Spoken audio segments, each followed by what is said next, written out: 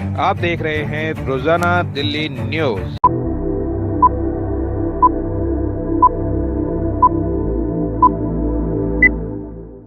नई दिल्ली, मैं दीपक खुलवे, रोजाना दिल्ली न्यूज से। अगर आप चैनल पर नए हैं तो वीडियो लाइक करें, वीडियो शेयर करें और चैनल को सब्सक्राइब करें। बेल आइकन को भी दबाएं ताकि लोड किया वीडियो आप तक पहुंचे। अपने इलाके की न्यूज चैनल पर दिखाने के लिए 9999306595 पर अपना वीडियो संदेश के साथ भेजें। धन्यवाद। दिनांक 8 मई 2024 बुधवार C4 ब्लॉक केशवपुरम दिल्ली में चांदनी चौक लोकसभा से इंडिया गठबंधन के कांग्रेस उम्मीदवार जयप्रकाश अग्रवाल ने लोगों के साथ चाय पर चर्चा की। कार्यक्रम का आयोजन समाज सेवी रवि मल्होत्रा के निवास स्थान पर किया गया, जिसमें चांदनी चौक लोकसभा से इंडिया गठबंधन के कांग्रेस उम्मीदवार जयप्रकाश अग्रवाल, कांग्रेस के राष्ट्रीय प्रवक्ता डॉक्टर रागिनी नायक, कांग्रेस के पूर्व विधायक एवं दिल्ली प्रदेश कम्युनिकेशन सेल के चेयरमैन एवं दिल्ली में लोकसभा चुनाव के स्टार प्रचारक अनिल भारद्वाज, कांग्रेस पार्टी के पूर्व निगम प्रत्याशी अशोक बसोया, आम आदमी पार्टी विधायक वजीरपुर विधानसभा से राजेश गुप्ता सम्मिलित हुए और अपनी बात रखी। इस अवसर पर कांग्रेस और आम आदमी पार्टी के कार्यकर्ता भी कार्यक्रम में सम्मिलित हुए। कार्यक्रम की शुरुआत में चांदनी चौक लोकसभा से कांग्रेस उम्मीदवार जयप्रकाश अग्रवाल का सभी लोगों ने फूलमाला पहनाकर स्वागत किया एवं आए हुए सभी नेताओं का भी फूलमाला से स्वागत किया गया।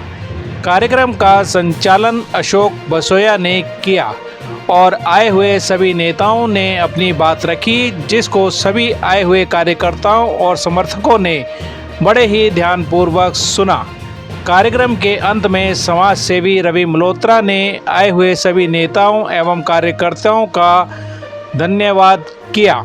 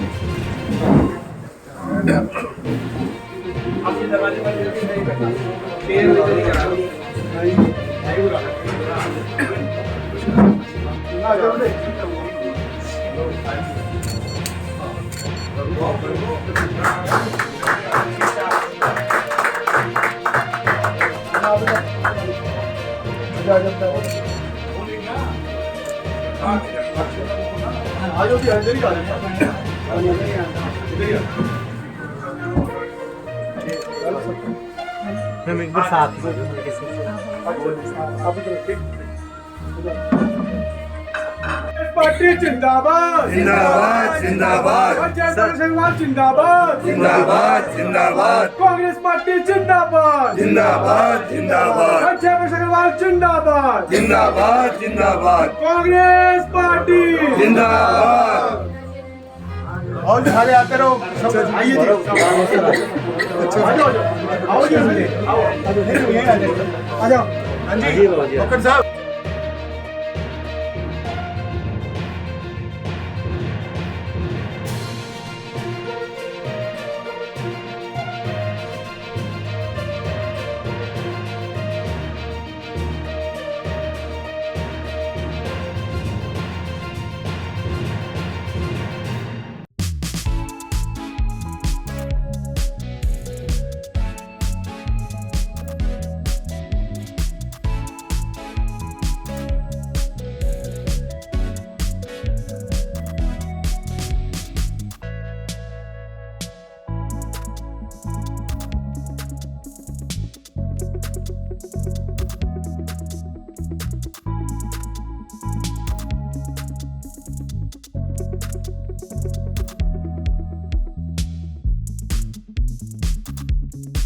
जोगी भाई आ जाओ, जोगी भाई आओ, जोगी सर साथ में पीछे खड़े हैं। आगे आगे आगे आगे हमारे चावला जी, RS चावला जी,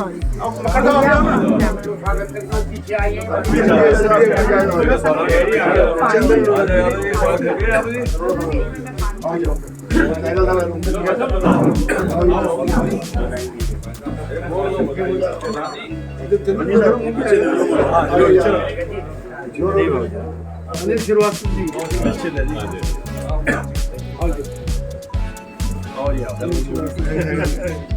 आइए भाई साहब, आ गए सर, अरोड़ा साहब आओ जी, अरोड़ा साहब आओ।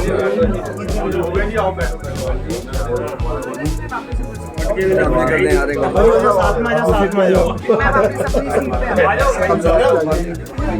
वापस अपनी सीट पे आ आइए अरोड़ा साहब, आओ भाई, आइए अरोड़ा साहब,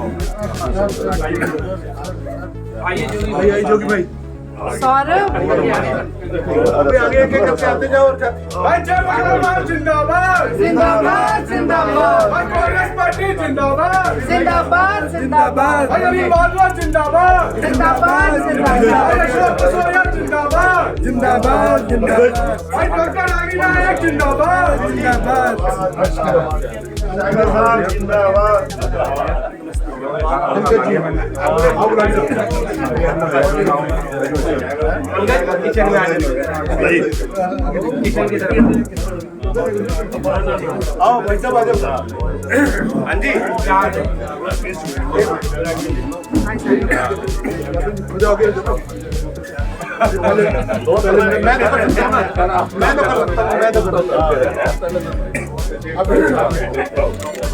इधर उधर साथ कौन रह गया भाई, आ जाओ जो रह गया आगे में बैठ रहे हैं।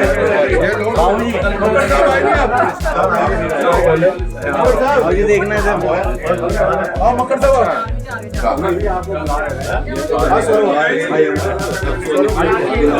साइड हो जाओ, साइड फोटो करा ले, फोटो करा ले, ठीक है सर।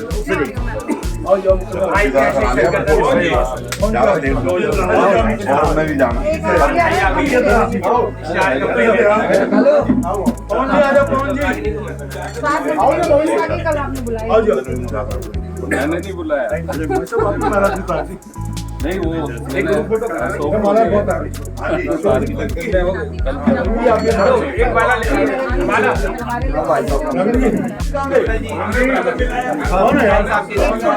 आप ऐसे ही आ जाओ, ऐसे ही कैमरा में तो हो गया जी, आइए सर, आइए मैं वो आदमी जाता रहा।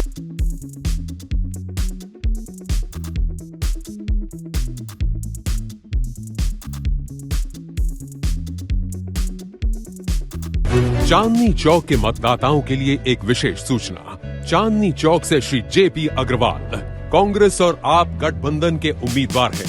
तो आप जब वोट डालने जाएं तो ईवीएम पर कांग्रेस का बटन ही दबाएं। यहाँ झाड़ू का बटन नहीं होगा, सिर्फ कांग्रेस का बटन होगा। श्री जेपी अग्रवाल कांग्रेस और आप गठबंधन के उम्मीदवार हैं। चांदनी चौक में अपने जेपी को जिताएं।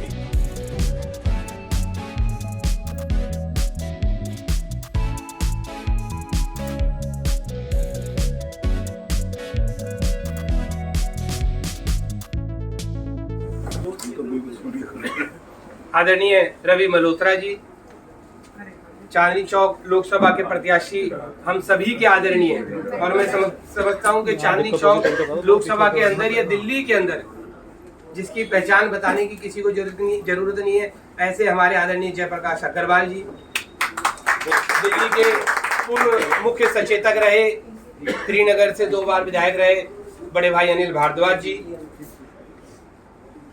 अखिल भारतीय कांग्रेस पार्टी की राष्ट्रीय प्रवक्ता रागिनी नायक जी, और यहाँ पर उपस्थित सभी अश्वनी जैन जी, छाबड़ा जी, जैन अंकल, रवि जी, जगदीश यादव, सभी सीनियर, और यहाँ पर जो उपस्थित लोग हैं, पंकज शर्मा, सभी यहाँ पर जय किशन जी, सभी लोगों का मैं तहे दिल से स्वागत करता हूँ। एक शॉर्ट नोटिस पे आप रवि मल्होत्रा जी के कहने पर यहाँ सब लोग एकत्रित हुए और आप सभी को पता है कि आने वाला चुनाव कितना जरूरी है, क्योंकि ये संविधान बचाने का भी चुनाव है और संविधान की रक्षा के लिए भी चुनाव है। तो मैं समझता हूँ उस रक्षा के लिए कांग्रेस पार्टी ने, इंडिया अलायंस ने, आम आदमी पार्टी और कांग्रेस की तरफ से जो संयुक्त उम्मीदवार है हमारे आदरणीय जयप्रकाश अग्रवाल जी, जो अपना 10वां लोकसभा चुनाव यहाँ पे लड़ रहे हैं, 10वां लोकसभा का चुनाव। और मैं समझता हूँ कि पूरी दिल्ली में कहीं आप किसी को अगर कभी शादी में, ब्याह में, सुख दुख, अगर एक शख्स दिल्ली के शहर में कहीं दिखता है, कोई भी शादी हो, कोई भी सुख दुख हो, जो हमेशा 5 साल जनता के लिए समर्पित है, वो आदरणीय जयप्रकाश अग्रवाल जी हैं। और जो पुरानी सोच के कि जिस तरह के पुराने घरों में आप जाइए और नेता का दरवाजा 24 घंटे वर्कर के लिए खुला हुआ है, मैं समझता हूँ आज की डेट में अगर दिल्ली शहर में ऐसा कोई घर है तो आदरणीय जयप्रकाश अग्रवाल जी का है। आप कभी भी बेहिचक, बिना टाइम, बिना अपॉइंटमेंट जाइए, वो 12 से 6 बजे तक अपने पृथ्वीराज रोड वाले घर पर मिलते हैं। और मैं समझता हूँ मिलते ही नहीं है, मान सम्मान देते हैं। और जैसा कि पिछली मीटिंग में भी कहा था कि उनके मान सम्मान का शॉल तो हर घर में पहुंच चुका है, तो इसलिए तो वो जो मान सम्मान देते हैं हम सब के लिए बहुत वो इज्जत और हौसला अफजाई का है। अब मैं रानी नायक जी से अनुरोध करूंगा कि वो अपने शब्द रखें, फिर उसके बाद अनिल भारद्वाज जी, फिर आदरणीय जेपी जी और फिर vote of thanks Ravi Malhotra ji. मुझे लगता है जयप्रकाश अग्रवाल जी के बारे में कुछ कहना या कोई भूमिका बांधना सूरज को दीपक दिखाने के समान है। और अब सूरज को दीपक दिखाने की हिमाकत कौन कर सकता है, लेकिन फिर भी 2-4 बातें मैं कहना चाहूंगी। तो अपनी बात की शुरुआत इन पंक्तियों के साथ करती हूँ कि कलम न हो तो लहू तर्जुमा नहीं होता, ट्रांसलेट नहीं होता। कलम न हो तो लहू तर्जुमा नहीं होता, इस दौर में आंसू जुबा नहीं होता, और जहां जाएगा वहीं रोशनी फैलाएगा, किसी चिराग का अपना मकान नहीं होता। तो देखिए, चाहे दिल्ली प्रदेश कांग्रेस कमेटी के अध्यक्ष के रूप में भूमिका रही हो, चाहे देश के सांसद के रूप में भूमिका रही हो, किसी भी लोकसभा क्षेत्र के प्रतिनिधि के रूप में भूमिका रही हो, मैं समझती हूँ जयप्रकाश जी हमेशा तन मन धन से जनता के लिए, लोगों के लिए, देश की सेवा के लिए समर्पित रहे। वो कागज आज हमारे पास नहीं है, पिछली मीटिंग में एक कागज जयप्रकाश जी ने मुझे दिखाया था, लेकिन मुझे याद हो गए वो आंकड़े। तो जैसे कि कांग्रेस पार्टी की जब दिल्ली में सरकार थी तो दिल्ली को greenest capital of the world का खिताब मिला था सर, 2011 की बात है। और वैसे ही ठीक जब यूपीए की सरकार थी और जयप्रकाश अग्रवाल जी सांसद थे तो उनको मोस्ट एक्टिव, ये आ गया आपके पास, देखिए जरा एक मिनट, एक नजर डालिए इस पे, मोस्ट एक्टिव पार्लियामेंटेरियन का खिताब जयप्रकाश अग्रवाल जी को मिला था। 98 बतौर सांसद 98% अटेंडेंस रही, 898 सवाल पूछे, 85 बहस की संसद में। और आप बाकी भी देखिएगा ट्रैक रिकॉर्ड पढ़ के, मुझे लगता है कि इससे ज्यादा सक्रियता दिल्ली शहर लिखा है पर पूरे देश में ही शायद किसी भी सांसद की हो। तो ऐसे अनुभवी, ऐसे जनसेवी प्रत्याशी को चांदनी चौक लोकसभा में उतारकर मैं समझती हूँ कि कांग्रेस के नेतृत्व ने कहीं ना कहीं न सिर्फ कांग्रेस के संघर्ष के साथियों का बल्कि इस पूरे क्षेत्र के लोगों का भला किया है। तो मैं चाहती हूँ कि एक बार कांग्रेस के शीर्ष नेतृत्व के लिए भी हम जोरदार ताली बजाएं कि जयप्रकाश अग्रवाल जी को हमारे बीच में ले जाए। और साथियों, बहुत लंबा नहीं बोलूंगी, हम सब देर भी हो रही है, खाने का भी समय होगा, जयप्रकाश जी को सुनना चाहते हैं। पर मैं ये जरूर कहूंगी कि आज राहुल जी कह रहे हैं कि इस देश में 2-3-4 राजनीतिक दलों के बीच की लड़ाई नहीं है, ये लड़ाई 2 बड़ी विचारधाराओं की लड़ाई है। ये लड़ाई है सर्वधर्म समभाव और सांप्रदायिकता के बीच, ये लड़ाई है विकास और विनाश के बीच, ये लड़ाई है नफरत के फरमान और मोहब्बत की दुकान के बीच, ये लड़ाई है गांधी के हिंदुस्तान और गोडसे के बीच। और मैं समझती हूँ कि आज हम सभी को चुनाव करना है कि हम कहाँ खड़े हैं और तन मन धन से समर्पित होकर जयप्रकाश अग्रवाल जी को चुनाव जिताना है। ये साबित करना है कि कांग्रेस पार्टी के संघर्ष का साथी अगर ठान ले तो बड़ी से बड़ी मुसीबत को भी पार कर सकता है। और मैं समझती हूँ चांदनी चौक को जीतना तो अब कोई मुसीबत बची ही नहीं। पिछली मीटिंग में भी मैंने कहा, आप उतर जाए किसी भी गली कूचे में, कहीं खड़े हो जाए पान की दुकान पर, किसी टपरे पर, और जरा पूछ ही लीजिए कि भाजपा के प्रत्याशी का नाम क्या है। लोगों को भाजपा के प्रत्याशी का नाम भी नहीं पता। और जहां तक मोदी जी के नाम पर वोट डालने की बात है, तो मुझे लगता है कि जैसे जैसे दिन बीतते जा रहे हैं, मोदी जी के पैरों के नीचे से सियासी जमीन खिसकती जा रही है। बहकी बहकी बातें कर रहे हैं। अभी तक अडानी और अंबानी के दम पर खुद सरकार चला रहे थे, आज कह रहे हैं कि अडानी और अंबानी टम्पों में पैसे भर भर के कांग्रेस पार्टी को देने का काम कर रहे हैं। और राहुल जी का थोड़ी देर पहले ही वीडियो आया बखिया उधेड़ते हुए मोदी जी की कि जाइए ईडी और सीबीआई को भेजिए अगर अडानी और अंबानी टेम्पो भर भर के काला धन दे रहे हैं। तो मैं समझती हूँ कि मोदी की गारंटी आज मोदी की नौटंकी बन चुकी, क्योंकि ना तो किसी को 2 करोड़ नौकरियां मिली, ना 15 लाख रुपए मिले, ना 100 स्मार्ट सिटी बनी, ना काशी क्योटो बनी, ना ही रुपये और डॉलर का भाव समान हुआ, ना ही पेट्रोल और डीजल 40 रुपए की दर पे आया। तो ये सारी चीजें हैं जो मुझे लगता है जनता खुद भुगत रही है। कोई वेव नहीं है भारतीय जनता पार्टी की। हमें एकजुट होकर ये समझना है कि हर व्यक्ति कांग्रेस का आज जयप्रकाश अग्रवाल है और हमें जुट जाना है, मेहनत करनी है। कोई ताकत नहीं है, कोई भाजपा नहीं, कोई संघ नहीं, कोई माइक का लाल नहीं जो जयप्रकाश अग्रवाल जी को जीतने से इस बार रोक सके। और अंत में मैं बस यही कहना चाहती हूँ कि अगर हो सके तो अब कोई क्षमा जलाइए, अगर हो सके तो आप कोई क्षमा जलाइए। इस दौरे सियासत का अंधेरा मिटाइए। नफरत की आग लगी है यहाँ वहाँ, पानी से नहीं मोहब्बत से इसको बुझाइए। क्यों कर रहे हैं आंधियाँ रुकने का इंतजार, आइए हमारे कंधे से कंधा मिलाइए और बस कीजिए आकाश में नारे उछालना। ये जंग है, इस जंग में मेरे कांग्रेस के साथियों ताकत लगाइए, ताकत लगाइए। जय हिंद, जय भारत, जय कांग्रेस पार्टी। धन्यवाद अशोक भाई। और जो बात अशोक जी ने कही वो मैं नहीं दोहराऊंगा। आपने नाम लिए बहुत सारे छूट गए, ये सभी हमारे परिवार के मेंबर हैं। मैं सबको नाम से जानता हूँ, तो मैं नाम नहीं दोहराऊंगा क्योंकि कोई नाम रह जाएगा तो फिर वो बाद में कहेंगे मेरा नहीं लिया। दूसरा, डॉक्टर रागिनी नायक जी बहुत अच्छे शब्दों में उन्होंने बड़ी जिम्मेदारी से अपनी बात रखी। मैं उस पर भी नहीं जाऊंगा क्योंकि संगठन, विचार और विचारधारा पे आपने काफ़ी अच्छे तरीके से बात रखी। आपने परिचय देते हुए और ये कहते हुए भी कि भाई जयप्रकाश जी के परिचय की कम से कम हम में से किसी को ज़रूरत नहीं है, वो बात कही, तो मैं उस पर भी नहीं जाऊंगा। श्रद्धेय जयप्रकाश अग्रवाल जी, डॉक्टर रागिनी नायक जी, अशोक जी और आज की इस मीटिंग के आयोजक और संयोजक मेरे भाई रवि मल्होत्रा जी और करण मल्होत्रा जी, क्योंकि इसका भी नहीं लेंगे, नौजवान नेता ही है रवि और सभी बहुत सम्मानित और उपस्थित मित्रों, दोस्तों, बड़े छोटे बुजुर्गों। जयप्रकाश अग्रवाल जी को लगभग मैं 35 से 36 साल से जानता हूँ। और जो बात अशोक जी आपने कही एक बार कि सबके सुख दुख के सहभागी हैं, उसको मैं जरूर दोहराऊंगा। मुझे याद है कि हमारी सिस्टर की 93 में शादी हुई और श्री जयप्रकाश अग्रवाल जी रात को 1 बजे गाड़ी चला के 1 नंबर कार होती थी और वहाँ पहुँचे।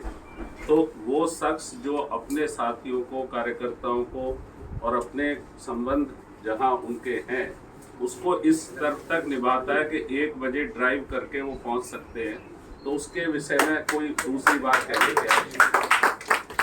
हमने श्री जयप्रकाश अग्रवाल जी के रूप में कांग्रेस पार्टी के शीर्षस्थ नेतृत्व को धन्यवाद दिया। ये सच है कि हम सौभाग्यशाली हैं कि ऐसे विनम्र जनसेवक, जिनके विनम्रता और जनसेवा, बेटा 2 मिनट रख, 2-3 मिनट बस, विनम्रता और जनसेवा जिनके खून में है। आपके पिताश्री, जिनके लिए आप और हम जानते हैं, लाला रामचंद्र अग्रवाल जी, वो ITO का चौक उनके नाम पे समर्पित है। आज उसे लाला रामचरण अग्रवाल जी के नाम से उस चौक को जाना जाता है, जिन्होंने दिल्ली और दिल्ली वालों की नगर निगम के सदस्य के रूप में बहुत सेवा, और वही परंपरा लगभग 5 दशक से आदरणीय श्री जयप्रकाश अग्रवाल जी उस परंपरा को लगातार जिंदा रखे हुए, जो घर गया उसका सम्मान किया, जो इनके पास काम से आया उसका काम करा। और जब ये पार्लियामेंट के मेंबर थे तो जगदीश यादव जी बैठे हैं, चावला साहब भी अभी मुझे दिख रहे थे, कहाँ चले गए चावला जी? अभी यहीं थे। अच्छा, आप में से कई साथी थे जब आप हाउसिंग कमेटी के चेयरमैन थे राज्यसभा के, तो हम सब लोग अलग अलग बसें लेके अलग अलग टाइम में आपके निमंत्रण पे चाय पी के आए हो ना वहाँ? चाय पी गए हैं पवन जी, आप भी गए थे है ना? बहुत सारे साथी इनमें से आपने वहाँ बुलाया भारत की सबसे बड़ी पंचायत को, जिसको अब हम देख नहीं सकते, अब तो वो बंद हो गई, अब तो नया मॉडल आ गया है।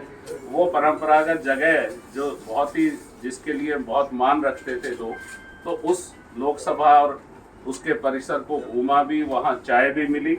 और ये सम्मान अगर किसी ने दिल्ली में दिया, सांसद हमारे भी और रहे, उनको सबको बहुत जिम्मेदारी से याद भी रखते हैं, ध्यान भी रखते हैं। लेकिन अगर कोई पार्लियामेंट तक अपने वोटर्स को लेके, अपने छोटे छोटे जो हमारे विधानसभा के साथी, अलग अलग साथी जो थे, उनको प्रेम पूर्वक बुला के वहाँ फोटो भी कराते थे और राजनीतिक चाय भी पिलाते थे और सबका सम्मान।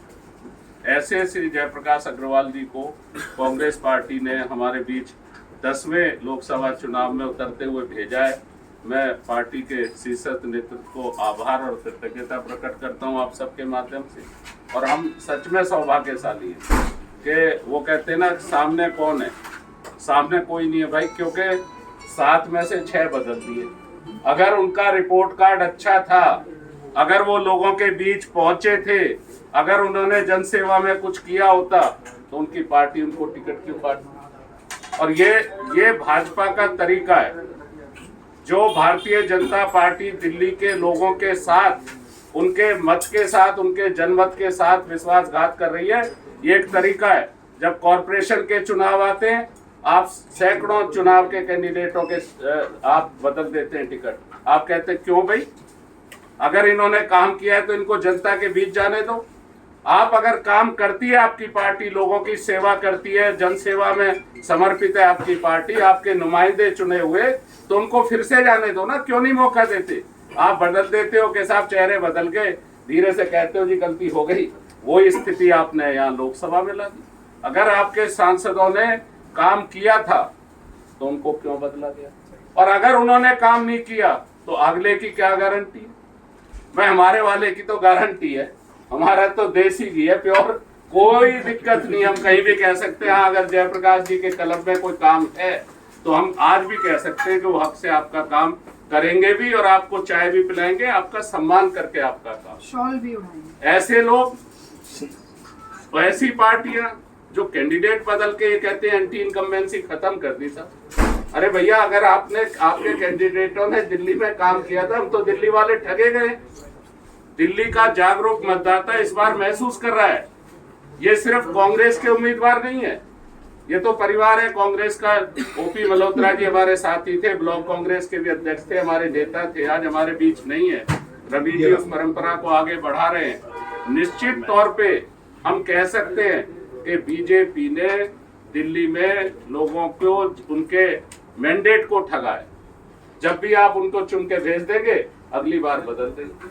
अगर वही काम किया है तो इनको आने दो ना। हमारे वाले तो 10वां चुनाव लड़ रहे हैं। एक विश्वसनीयता है, एक ट्रस्ट है, पार्टी का भी ट्रस्ट है और लोगों का भी ट्रस्ट है। आज ये ना सिर्फ कांग्रेस के उम्मीदवार के रूप में चुनाव लड़ रहे, बल्कि दिल्ली की 7 सीटों पे चांद चौक के साथ साथ हम मिलकर इंडिया गठबंधन चुनाव लड़ रहा है, जिसमें आप पार्टी भी शामिल है।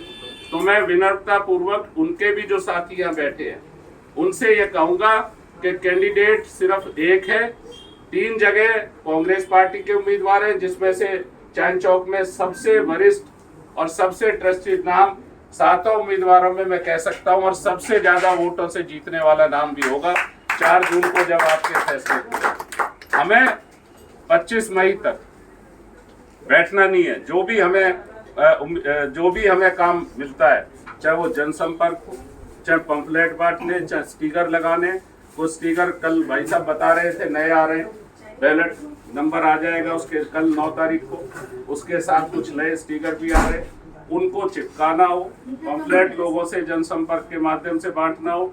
और काम अगर दिल्ली में लगातार पार्लियामेंट में दिल्ली के हितों में अगर किसी ने अपनी आवाज बुलंद की, वो श्री जयप्रकाश अग्रवाल जी यहाँ बैठे। हम कह सकते हैं जब दिल्ली की इंडस्ट्री को दिक्कत आई, जब दिल्ली का कारोबार ठप हो रहा था, आज छोटे छोटे लघु उद्योगों से, टिनी मिनी हाउस होल्ड इंडस्ट्री से दिल्ली में ये हालात थी, 800,000 किलोमीटर से भी कोई आता था तो दिल्ली में आकर उसको काम मिल जाता था, उसको रोजगार मिल जाता था, उसको रोटी मिल जाती थी, उसके परिवार को चलाने का साधन मिल जाता।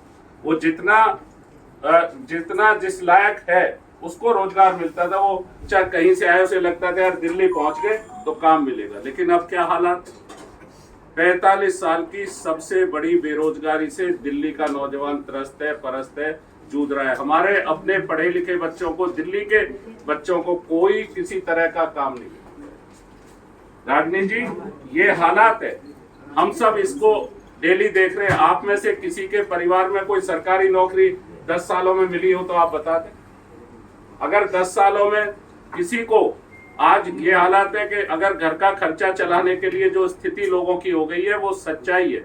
और आपने क्रैश कर दी tiny mini household industry Delhi से, और उस दिल्ली की इंडस्ट्री को बचाने के लिए, दिल्ली के दुकानदारों की रोजी रोटी को बचाने के लिए, उनके कर्मचारियों की रोजी रोटी के बचाने के लिए अपनी सरकार के खिलाफ भी जाकर श्री जयप्रकाश अग्रवाल जी वो सांसद थे जिन्होंने मूव किया था मोशन, और जिम्मेदारी से कहा था कि दिल्ली के रोजगार और रोजी रोटी को बचाना हमारा काम है। तो ऐसे विनम्र जनसेवक, विनम्र यहाँ तो हैं, हमारे लिए, आपके लिए, सबके लिए बड़ी जिम्मेदारी से उनका मान सम्मान के साथ काम करते हैं। लेकिन जहाँ चुने हुए हैं वहाँ पे हमारे हकों की लड़ाई बहुत जोर से लड़ते हैं। और ये इस स्तर पे लड़ते हैं कि जब भी हम कोई चुनाव लड़े, हमने कॉर्पोरेशन में किसी को चुनाव लड़ाया, जब भी भाई साहब को कहा, वो आधी रात, दिन में, गर्मी हो, धूप हो, किसी में भी, एक बार मैं सत्य बता रहा हूँ, बिल्कुल एक शब्द झूठ नहीं है। जैन साहब ध्यान हो, इनकी पूरी पीठ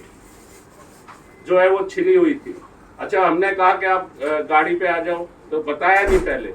जब वो पूरी पदयात्रा कर ली तो जैसे रवि जी के आज घर बैठे तो बीच में किसी के घर हम गए, उनके घर बैठ के इन्होंने जब कुर्ता उतारा तो देखने जैसी स्थिति, पूरी पीठ ली हुई थी। लेकिन बोले यार कार्यकर्ता का आप सब लोगों का ध्यान रखना था तो मैं लोगों। तो ऐसे नेता को हम नेता नहीं, अपने बड़े भाई, अपना संरक्षक, सरपरस्त, ऐसा नेता के रूप में देखते हैं कि कभी भी आप टेलीफोन करो, जयप्रकाश जी आपकी मदद के लिए खड़े। तो हम सब की जिम्मेदारी भी बनती है कि हम मिलके 25 तारीख की जन अदालत के लिए निकले, एक एक वोट इंडिया गठबंधन के उम्मीदवार के रूप में मिलके आप पार्टी के साथ श्री जयप्रकाश अग्रवाल जी को हाथ के निशान को देनी है। यहाँ पर कोई दूसरा और निशान नहीं है। ये मैं आपसे प्रार्थना कर रहा हूँ, हम सब साथी हैं। जो भी आप जनसंपर्क करेंगे, जो भी काम करेंगे, अगर हम भी यहाँ पे हैं तो हम भी चलेंगे, कोई दिक्कत नहीं है। ये वो वार्ड है जिसे 1200 वोटों से मैंने ही जीता था। तो ये मैं आपसे विनम्र प्रार्थना कर रहा हूँ, और श्री जयप्रकाश अग्रवाल जी से आग्रह तो अशोक जी करेंगे, और आप आशीर्वाद और मार्गदर्शन हमें दे दें। मैं आदरणीय जयप्रकाश अग्रवाल जी से अनुरोध करूँगा। सर, मैं दिल्ली कांग्रेस का सबसे पतला दुबला आदमी।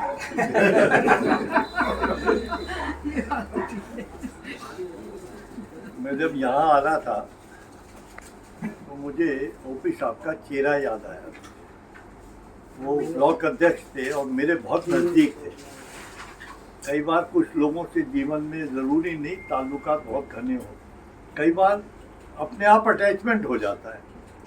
क्योंकि मेरे उस कैरियर में जब मैं अध्यक्ष था तो ब्लॉक अध्यक्ष हमेशा मेरे बहुत नज़दीक रहे, तो उनसे घनिष्ठता मेरी बन गई। और जिस समय मुझे उनकी खबर मिली थी अजीब लगाव था, और मैं जब मुझे उनकी खबर मिली थी तो मुझे बेहद तकलीफ हुई थी। कुछ लोगों से जाति ताल्लुकात बन जाते हैं, तो जब करण का फ़ोन आया तो मुझे वो सारे दिन पुराने उनके याद आ गए। आज भी मेरे पास उनकी बहुत सारी फ़ोटो हैं। ये राजनीतिक परिवार है और मुझे बहुत अच्छा लगा कि आपने एक चुनौती के समय में ये हाथ पकड़ा और सबको यहाँ इकट्ठा किया। तो हम कांग्रेसी हैं, हम राजनीति बाद में करते हैं और लोगों से रिश्ते जोड़ते हैं। उनके दिल फिक्र में काम आना, उनके दिलों को छूना, उनको क्या चीज़ ऐसी है जो उनको अच्छी लगती हो, मैं अक्सर उस पर बहुत ध्यान देता हूँ। मेरा कोई काम नहीं है। मैंने हमेशा एक कोशिश की कि जो व्यक्ति भी मेरे से मिला कहीं भी या मेरे घर आया तो मैंने उसको इतना सम्मान दिया कि दोबारा वो मेरे पास आने में या मेरा बाजू पकड़ने में कभी उसे दोबारा सोचना ना पड़े। उसका दिल छूता था, उसको इज्जत देता था, चाय पिलाना, मिठाई खिलाना, शॉल पहनाना, उसको बाहर तक छोड़ने जाना, नंगे पैर भी चला जाता था। और उसी कड़ी में अनिल भाई ने जो बात बताई आपको पार्लियामेंट की, मैंने कम से कम 50,000 आदमी मैंने पार्लियामेंट में घुमाए हैं। मेरे को मौका था, मेरे पास एक मीटिंग हॉल था अपना और मैं वहाँ लोगों को बुला सकता था, तो मैंने उसका फ़ायदा उठाया और लोग आज भी उस तस्वीरों को याद रखते। हम किसी मकसद से चुनाव नहीं लड़ते और ना कांग्रेस के इतिहास को कोई झुठला सकता है। हमने भी सरकारें चलाई हैं और वो सरकारें इसलिए चलाते थे कि लोग बस जाएं। जो बुनियादी लोगों के काम होते हैं उसमें हमारी सरकार हिस्सेदार बन जाए, रोटी कमाने में, खेतों में काम करने में, मजदूर की मजदूरी में कोई ना कोई हिस्सा हमारी सरकार का जरूर रहा। अगर वो पट्टी पर सामान बेचता था तो उसको लाल पट्टी इंदिरा गांधी के ज़माने में कि नहीं बस में। मैंने उन नेताओं को बड़ी नज़दीक से देखा है, ये पुराने राधा रमन, जग प्रवेश, HKL भगत, चौधरी ब्रह्म प्रकाश, अरुणा आसफ अली, ये लोग कभी उजाड़ने की बात नहीं करते। किसी को जानते ही नहीं। झुग्गी झोपड़ी है, नहीं वो है, बस रहने दो, कहाँ जाएंगे, गरीब आदमी। मुझे आज भी ध्यान है, चांदनी चौक में 3,000 पट्टी वाले बैठते थे, बड़ा झगड़ा रहता था। पिताजी हमारे उन गरीब आदमियों को प्रोटेक्ट करते थे। वही कांग्रेस का कहीं देख लें, जब किसानों को बहुत बुरी हालात में से गुजर रहे थे तो उनके कर्जे कांग्रेस ने माफ करे। तो कांग्रेसियों का काम हमारी सरकारों का दिल छूना था, लोगों का, उनको ये एहसास कराना था कि लोकतंत्र में विश्वास रखो, ये वोट से बनी हुई सरकार तुम्हारी है और तुम्हारे लिए है। लेकिन आज क्या हालत है, आज वो बिल्कुल उसका उल्टा है। ये हमारा एक संघीय ढांचा है, बड़ी सरकार नीचे छोटी सरकार, और मौजूदा हालात में हमारे संविधान के द्वारा इन सबको एक रहना है। बड़ी सरकार का काम है छोटी सरकार को मदद करना। वो कहीं तकलीफ में है तो खड़े होकर बोलो क्या चाहिए। हमारे प्रधानमंत्री के साथ कोई भी चीफ मिनिस्टर बड़े आराम से बैठता था, हमारी पार्टी का नहीं होते हुए भी अपने काम करा के ले जाते थे, कभी तकलीफ नहीं हुई। लेकिन ये आज स्थिति कैसे हो गई कि आज प्रधानमंत्री के मंच पे कोई भी मुख्यमंत्री बैठते हुए डरता है, कहीं कहाँ बेइज्जती हो जाएगी हमारी। आपने बहुत सारे ऐसे डायलॉग सुने होंगे प्रधानमंत्री के जो शायद उस स्तर के नहीं है, उनके लेवल के स्तर। कहाँ जवाहरलाल नेहरू, कहाँ इंदिरा गांधी, राजीव गांधी बोलते थे, मगर डॉक्टर मनमोहन सिंह, उनको दुनिया सुनती थी। आज जो डायलॉग आ रहे हैं, कोई डिबेट आज की आपने महंगाई पे सुनी कि प्रधानमंत्री ने महंगाई के बारे में एक लफ्ज भी बोला, बेरोजगारी पे कोई बोला हो, सरकारी नौकरियों पे बोला हो, किसी और मुद्दे पे, किसी चीज पे, शिक्षा पे, हेल्थ पे, किसी चीज पे कोई बहस हो रही है आज की तारीख में? बहस कहाँ पे आ गई? मंगलसूत्र पे। सर ये सही नहीं है। आप अपने से छोटे को मारे उसको ताकत नहीं कहते। दिल्ली का मुख्यमंत्री, दिल्ली की सरकार थी और जगह की, हमारी कर्नाटक की सरकार उन्होंने तोड़ी, महाराष्ट्र की सरकार उन्होंने तोड़ी, हिमाचल में कोशिश करी, मध्य प्रदेश तोड़ी, यहाँ दिल्ली में ये कोशिश करी कि मंत्रियों को जेल में भेज दो, फिर मुख्यमंत्री को जेल में भेज दिया और विधायकों के पीछे अपनी एजेंसी लगा दी कि उनको तोड़ो ताकि पार्टी टूट जाए। फिर ये तरीका, ये काम सरकार का थोड़ी है। तो ये जो डिक्टेटरशिप शुरू हुई है, ये जो चुनाव है बुनियादी आज की तारीख में, ये उस डिक्टेटरशिप के खिलाफ चुनाव है। क्या हमें डिक्टेटरशिप पसंद है कि एक ही आदमी तय करेगा सारे, एक ही आदमी रहेगा? जमहूरियत में इसकी कोई गुंजाइश नहीं।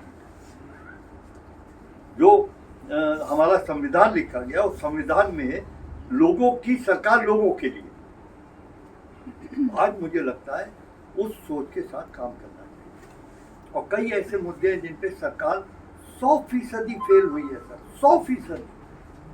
जिस समय लोग कोरोना में परेशान थे, कहाँ थी सरकार सर? आपने लाखों करोड़ रुपए पैसे वालों के कर्जे माफ कर दिए, लेकिन दवाई फ्री नहीं कर सके कोरोना में, और खाना नहीं दे सके। हॉस्पिटल में कोविशील्ड भी वापस ले ली, 52 करोड़ रुपया कोरोना में हॉस्पिटल्स ने खूब डट के लोगों की खाल उतारी, 1 लाख रुपए 1.5 लाख रुपए रोज। सर कहाँ थी सरकार? ऑक्सीजन नहीं मिल रही थी, कहाँ थी सरकार? हजारों किलोमीटर लोग पैदल जा रहे थे, कहाँ थी सरकार? आप उनको बस नहीं दे सकते थे? अगर उस सबसे कठिन समय में किसी ने दिल्ली वालों की सेवा करी तो कांग्रेस के नेता कार्यकर्ता और आप पार्टी के नेता और कार्यकर्ता ये सड़कों पे रहे थे, जिन्होंने लोगों के दिल को छुआ।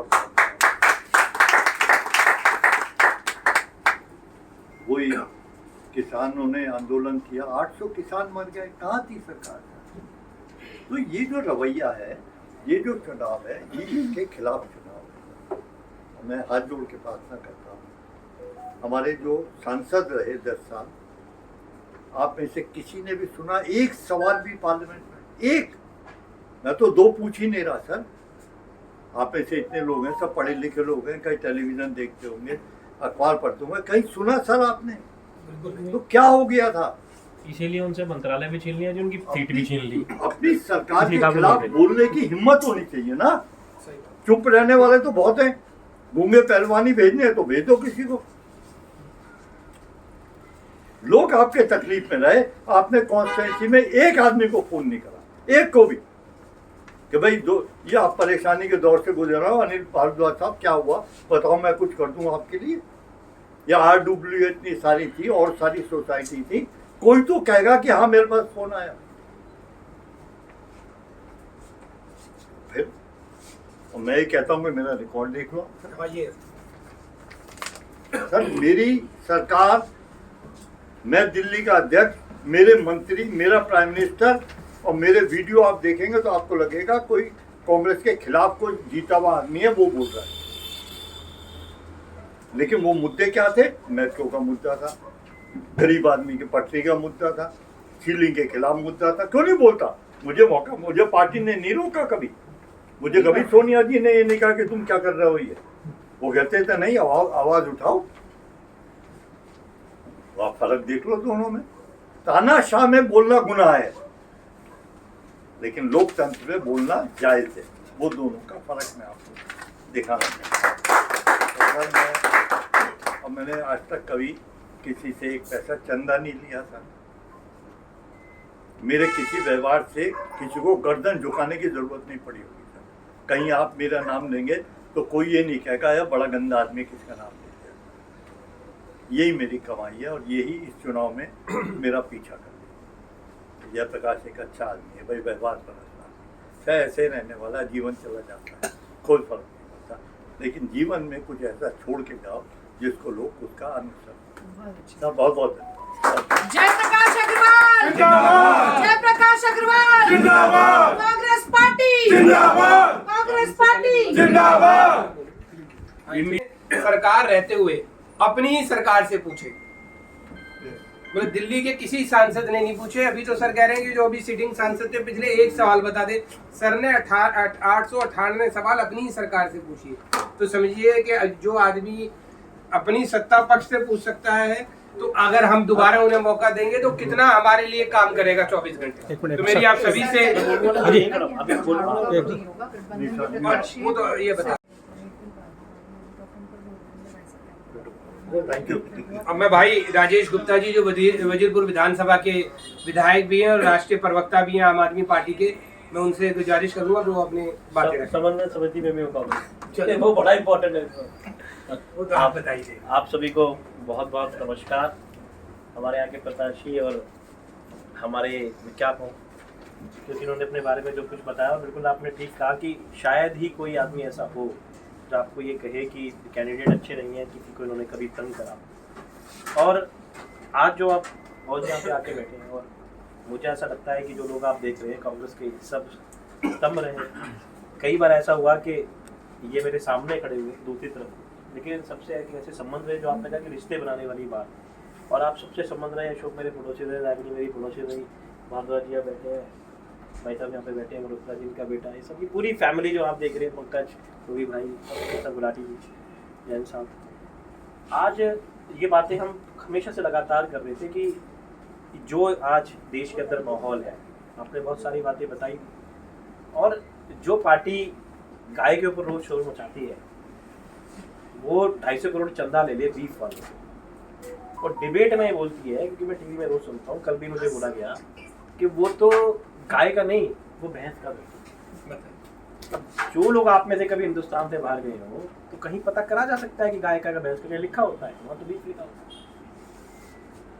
अब ऐसे लोगों पे हमारी प्रॉब्लम क्या हो रही है, वो जो हमें भी ठीक करना है, मैं उस बातों पे चल रहा हूँ कि बहुत जरूरी आपको बताना है कि एक तो इस केशवपुर में तो हमें दिक्कत नहीं होगी बताने में कि झाड़ू का चिन्ह यहाँ नहीं है, झाड़ू का चिन्ह यहाँ पर हाथ का है, ये हमको बताना है। ये नंबर कल शायद कल आ जाएगा आपके पास में, तो आप स्टिकर आप सबने लगाने हैं, वो नंबर बताना है, हमारे लोग भी आपके साथ में लग जाएंगे और हम सब मिलकर वो बताएंगे। दूसरा, हमको ब्लॉक वाइज यहाँ पर ये सिस्टम जरूर बनाना पड़ेगा, भारद्वाज जी बैठे जहाँ पे, क्योंकि देखो इनके पास में मशीनरी झूठ बोल रही है, सुबह निककर पहन के झूठ बोलना शुरू करते हैं, उसके बाद में लगातार झूठ बोलते हैं। वहाँ पे हमारे लोग कई बार दूसरी चीज़ों में जाते हैं। हमें बिल्कुल पॉइंट टू पॉइंट बात करनी है, या आप बटवाएं लोगों से बात करें कि भाई 10 साल उन्होंने परफॉर्म नहीं करा, ये मैं नहीं कह रहा, ये मोदी जी कह रहे हैं। उनको उनका मंत्रालय छीना, उनकी टिकट काट दी, डॉक्टर हर्षवर्धन की काटी। अब जो आए हैं वो साथ भी अभी घूम तो पा नहीं रहे, उनकी टांग वाली लग गई, वैसे तो चलो ठीक हो जाए। मेरा ये कहना है कि घर घर जाके आपको कुछ FAQs पे जवाब बना देने चाहिए, गाय के बनाना चाहिए, शरद रेड्डी पे बनाना चाहिए कि किस तरीके से 5 करोड़ का चंदा लेके उसकी बेल लगी, बेल लगने पे कोई सवाल नहीं पूछा गया, 55 करोड़ और ले लिया और उसको छोड़ दिया। इलेक्ट्रल बॉन्ड पे दुनिया का सबसे बड़ा घोटाला मैं समझता हूँ कि हफ्ता वसूली जिस तरीके से भाजपा ने करी, ये सीधे हफ्ता वसूली है, चंदा नहीं है। चंदा तो लोग अपनी मर्जी से देते हैं, हफ्ता वसूली से। और जो खिलाफ बोला, चाहे वो झारखंड के मुख्यमंत्री हो, चाहे दिल्ली के मुख्यमंत्री हो, उठा के जेल में बंद कर दिया। 2 साल में एक नया पैसा कहीं रिकवरी नहीं हुई, कुछ तो निकलता, पैसा निकलता, सोना निकलता, कागज निकलते, कुछ नहीं, उठा के बंद कर दो क्योंकि बोल रहे हैं। राहुल जी की सदस्यता छीन ली। ऐसे ऐसे पॉइंट पे राहुल जी, देखो हम टीवी डिबेट पे बार बार हमसे पूछा जा रहा है कि भाई शक्ति के खिलाफ लड़ रहे हैं, आप सबने सुना होगा। और इनके पास, जैसे मैं कह रहा हूँ, झूठ की मशीनरी ऐसी है कि वो तो माँ शक्ति के खिलाफ बात करती है। तो भाई शक्ति तो असुरी शक्ति भी होती है, लेकिन अब हो ये गया है कि आपको एक एक पॉइंट को पकड़ना पड़ेगा जिसके ऊपर ये डिबेट के अंदर लेके आते हैं और ये लोगों में झूठा प्रोपेगेंडा फैलाते हैं जो आपके व्हाट्सएप पे आता है। हिंदू मुस्लिम का आता है, यहाँ पे सब बैठे हैं, सब हिंदू ही हैं, कोई तो मुझे मेरे ख्याल कोई हो नहीं मुसलमान, हो तो हमें दिक्कत क्या है भाई, सभी देश के लोग हैं, एक देश को मिलके बना रहे हैं। और कल मोदी जी ने अपील करी है मुसलमानों को कि आप भी इकट्ठे होकर वोट डालें। उनका दोस्त अगर अब्बास हो सकता है, था ना बचपन में, मेरा दोस्त कोई डॉक्टर अशोक क्यों नहीं हो सकता भाई, क्या दिक्कत है इसके अंदर? उनका हो सकता है तो हमारा क्यों नहीं हो सकता? तो हमको जो मेन काम करना है कि हमारे कैंडिडेट्स आप कैसे हैं, पूरा गठबंधन हमारा किस तरीके से काम कर रहा है। हमारे झगड़ों पे लोग आप पूछते हैं, आपसे बहुत रोज मजाक हो रहा है कि भाई आप लोग क्यों मिल रहे, सवाल बहुत होता है कि कांग्रेस और आम आदमी पार्टी कैसे मिल सकती है। देखिए हमारा कहते हैं नेचुरल अलायंस नहीं, नेचुरल ही तो है, वोट है तो नेचुरल अलायंस है, तभी तो नेचुरल अलायंस है कि एक ही विचारधारा है। दूसरी बात यह है कि कभी जब बाहर की शक्तियाँ या कोई सच में असुरी शक्ति आ जाती है तो घर के लोगों को एक होना पड़ता है। इस वक्त हमें कैसे आदमी को रोकना है जो 400 पार की बात कर रहा है। वैसे आज तो आप भी जानते कितनी आ रही है, अगर 400 आ रही होती तो कभी किसी के मंगलसूत्र की बात नहीं होती। तो मंगलसूत्र की बात अगर करी जा रही है तो फिर 400 नहीं आ रही। अगर विरोधियों को ठूसा जा रहा है जेल के अंदर तो फिर 400 नहीं आ रही है ना। लेकिन 400 की बात इसलिए करते हैं क्योंकि आपके मन में एक बात भराई जाए। और दिल्ली में भी कह रहे थे, पिछली बार कितने कहते थे 45 पार आई 8, उससे पहले कह रहे थे 55 पार आई 3।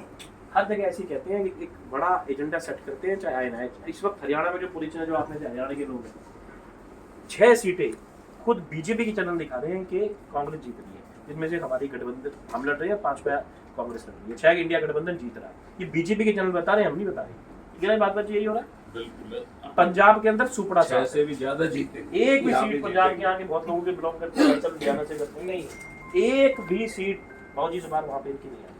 और अगर दिल्ली में सॉरी हरियाणा में हालत और पंजाब में हालत तो दिल्ली में असर जरूर आएगा, जरूर आएगा। और इंडिया गठबंधन हमारे हिसाब से जो आज की डेट है, जब राम मंदिर का वो हुआ था, हम लोग ये मान रहे थे, हम लोग आप सब में उससे बात करते थे, पार्कों में मिलते थे कि भाई ये तो एक दफा ना जीत जाए। लेकिन ये भारत इतना महान है, इसका संविधान इतना महान है, यहाँ के लोग इतने महान हैं कि वो ऐसी बातों में कुछ दिनों के लिए तो फंस सकते हैं, लेकिन आखिरकार उन्हें समझ में आ गया कि भाई ये हर बार पुरानी बोतल में नई चीज़ डालने की नई बोतल में पुरानी चीज़ें डाल के परोसी जा रही है, बेवकूफ़ बनाया। और आज का जो माहौल है वो ये हो चुका है कि इस वक्त इनकी दिल्ली में एक भी सीट ना आए तो आप बड़ी बात मत समझो। लगभग 7 सीटें हारने की पोजीशन में है, उसमें जो पहले नंबर पे सीट है वो चांदनी चौक। पिछली बार भी दोनों के वोट मिला के 81,000 वोटों का डिफरेंस था सिर्फ, जबकि हम अलग अलग लड़ रहे थे, लोगों में कंफ्यूजन थी, पुलवामा का माहौल था, सारी चीजें थी जिसमें यूथ का वोट डाइवर्ट हुआ, झुग्गियों तक में बीजेपी को फायदा हुआ क्योंकि हम आपस में लड़ रहे थे। इस वक्त हम एक हैं, बहुत सारा वोट इस वजह से खुश भी होता है, उनमें ताकत आती है, मुट्ठी बन के लड़ने, और बीजेपी की वो पोजीशन नहीं है और काट की हड्डियां बार बार चढ़ती नहीं है। इस बार मुझे लगता है कि जिस तरीके से हम लोग मिलकर कर रहे हैं और इस तरीके को आप जमीन पे आप लोग जब लेके जाएंगे, आपके पास में कैंडिडेट बहुत अच्छे हैं, मुझे लगता है कि इसमें आपको कोई दिक्कत नहीं है। गठबंधन आपको मजबूत दिखाई दे रहा है, एक तरफ तानाशाह है, दूसरी तरफ एक ऐसी सरकार आने वाली है जो सबके बारे में सोचेगी, सबको लेके चलेगी। मुझे लगता है जो हमारा कार्यकर्ता है, कम से कम हम आपको ये नहीं कहेंगे कि पंकज कल जाके झूठ बोल देना। मुझे लगता है जयप्रकाश जी ये कहेंगे कि यार कल मेरे लिए झूठ बोलती है 2 वोट के लिए, वहाँ सिर्फ झूठ है, तुम्हें सच बताना है, थोड़ी ताकत से बताना है।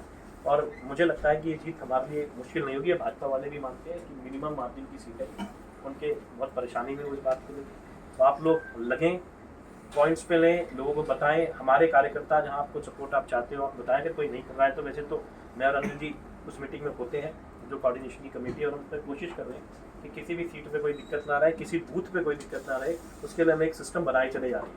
तो हमारी कोशिश ये रहेगी कि बहुत जी आपको मैक्सिमम उससे संसद में भेजा जाए, आप और सवाल लगाएं। इस बार अगर आपको लगता है कि विधायक कोई काम नहीं कर रहा मेरे जैसा, तो प्लीज सवाल लगा दें, मुझे खुशी होगी। ऐसी तानाशाही का कोई फायदा नहीं कि आप मुझसे कुछ ना कह पाए, मैं आपको कुछ ना कह पाऊँ। और आज मेरे को ये डर है, आप में से जिसको भी वो वाला इंजेक्शन लगा हुआ, कौन सा है वो, कोविशील्ड का, कोविशील्ड, तो बड़ा खतरा है उसके अंदर। अपनी फोटो भी हटा ली मोदी जी ने, हाँ डाली सर्टिफिकेट पहले उसी पर फोटो पे मांगते, हाँ फोटो सर्टिफिकेट। और ये हालात है कि भाजपा वालों से जरूर पूछे कि आपने इंजेक्शन कौन सा लगवाया, कि कम से कम जब आदमी ऐसे टाइम पे तो सच बोले, ईमानदार रहे कि कुछ नहीं पता कल क्या होने वाला है। जिसने इंजेक्शन लगाया किसको पता, खुद कह रहे हैं, खुद मान रहे हैं। तो जाए लोगों उनसे, बिल्कुल भी मैं कह रहा हूँ इतने कॉन्फिडेंट हमें होना चाहिए। मेरे चेहरे पे बिल्कुल टेंशन नहीं है चुनाव को लेकर, और ये इसलिए नहीं कि मैं चुनाव को लड़ रहा, लड़ तो नहीं रहा हूँ, इंडिया गठबंधन लड़ रहा है, मैं दूसरी जगह प्रभारी भी हूँ, यहाँ भी मुझे देखना है। बहुत जी की अब जितनी मीटिंग स्ट्रीमलाइन हो रही है, कल आपकी मीटिंग में शोक यार उसमें मुझे आना है, आपको नहीं पता होता जितना मेरे को होता है, तो वो करना है। और एक मीटिंग अभी मैं आपको डिस्कस करूँगा जो मैं करनी है। तो कुल मिला के आप जाएँ, और मैं आपको एक गारंटी दे सकता हूँ, जयवर्ता जी की तरफ से दे सकता हूँ, सबकी तरफ से दे सकता हूँ आपको, कि केशवपुरम को बीजेपी अपना गढ़ मानती थी, लेकिन विधायक के चुनाव में यहाँ पे हार गई। विधायक के चुनाव में हारी है, जहाँ पे 8.5% जीतती थी वहाँ पे हार के गई है। और मेरा ये मानना है कि सांसद के चुनाव में उसकी पुनरावृत्ति होगी, गारंटीड 100% यहाँ से हार के जाएगी, और मैं से मेक श्योर। जयप्रकाश अग्रवाल जी के बारे में सबने इतना कुछ बताया, मैं भी बताना चाहता हूँ। इनसे हमारे इतने पुराने ताल्लुकात, पारिवारिक ताल्लुकात हैं, और ओपी भाई जी तो बहुत प्यार था। उनके नामकरण के लिए भी मैंने जब बुलाया तो सब काम छोड़ के आए, और काफ़ी टाइम यहाँ रुके। और उन्होंने मुझे पहले ही वादा करा था कभी भी उनके नाम कुछ भी करोगे, उसके बाद भी दोबारा सालाना भी करा तब भी आए। और अनिल से भी, राजेश से भी मैं यही गुजारिश करूँगा, मिलजुल के ऐसे काम करो कि ये सीट निकली तो बड़ी है, लेकिन हम कमज़ोर होकर काम ना करें, सिर्फ बातें नहीं करें, काम करें। और इस सीट को नहीं, सारी सीटें यहाँ की निकालनी चाहिए। और मेरे शॉर्ट नोटिस पे मेरे सारे भाई, मेरे बंधु बहुत शॉर्ट नोटिस पे यहाँ आए और अपना टाइम भी दिया, मैं उनका बहुत बहुत धन्यवाद करता हूँ। सबका एक एक का नाम तो नहीं लेना चाहता, और मैं आगे भी इन सबको तकलीफ देता रहूँगा। और भाई साहब का जब भी कोई प्रोग्राम होगा मैं सबको दिल से याद करूँगा। बहुत बहुत धन्यवाद। हमारे साथ जेपी अग्रवाल जी हैं, इंडिया गठबंधन के उम्मीदवार। अग्रवाल जी, आपके विरोधियों के चेहरे मुरझाए हुए हैं, मगर आपके चेहरे के ऊपर एक अलग ही उत्साह है, कि क्या कारण है इसका, क्या कहना चाहेंगे आप? बात यह है, सबकी बड़ी मोहब्बत मिल रही है, सब लोग साथ हैं और इसी तरह हंसी खुशी में चुनाव लड़ना चाहिए। तो मैं तो बहुत खुश हूँ। जैसे कि आज आपके विरोधी ने किसी एक चैनल पे नारा दिया 400 की जगह उन्होंने कहा 300 पार, अब की बार फिर मोदी सरकार, तो इस पे क्या कहना चाहेंगे आप? तो चलो उन्होंने 400 से 300 पे तो आई, अभी इसके आधा और ले लो, अब 150 पे आएंगे। कुछ दिन ठहरो आप जरा, अभी तो चुनाव शुरू हुआ है, 150 पे आएंगे। तो जो आपका इस समय गठबंधन है आप पार्टी से, तो उसका सहयोग आपको विधायक वगैरह का मिल रहा है प्रॉपर तरीके से, या उसमें अभी कोई कमी है? कोई नहीं है, सब लोग बड़े मन से लगे हुए हैं, सब सरकार की तानाशाह रवैये के खिलाफ। और जिस तरह जेल भरो आंदोलन इन्होंने बना रखा है, विरोधियों को जेल में भेज दो, उसके खिलाफ ये एक रूप है अपोजिशन का। जैसे कि आपका और कांग्रेस का गठबंधन है, अभी कई लोगों को आपके चुनाव चिन्ह का कंफ्यूजन है, तो इसको किस तरीके से आप दूर कर रहे हैं? दिल्ली का एक एक आदमी सियासी होता है, राजनीतिक होता है, उसको सब चीज मालूम है। चांदनी चौक के मतदाताओं के लिए एक विशेष सूचना। चांदनी चौक से श्री जेपी अग्रवाल कांग्रेस और आप गठबंधन के उम्मीदवार हैं, तो आप जब वोट डालने जाएं तो ईवीएम पर कांग्रेस का बटन ही दबाएं। यहाँ झाड़ू का बटन नहीं होगा, सिर्फ कांग्रेस का बटन होगा।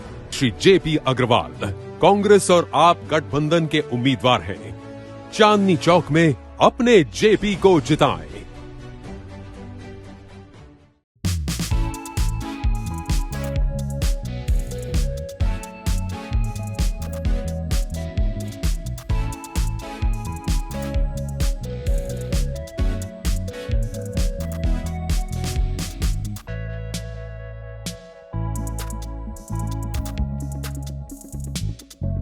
चांदनी चौक के मतदाताओं के लिए एक विशेष सूचना। चांदनी चौक से श्री जेपी अग्रवाल कांग्रेस और आप गठबंधन के उम्मीदवार हैं, तो आप जब वोट डालने जाएं तो ईवीएम पर कांग्रेस का बटन ही दबाएं। यहाँ झाड़ू का बटन नहीं होगा, सिर्फ कांग्रेस का बटन होगा। श्री जेपी अग्रवाल कांग्रेस और आप गठबंधन के उम्मीदवार हैं। चांदनी चौक में अपने जेपी को जिताएं।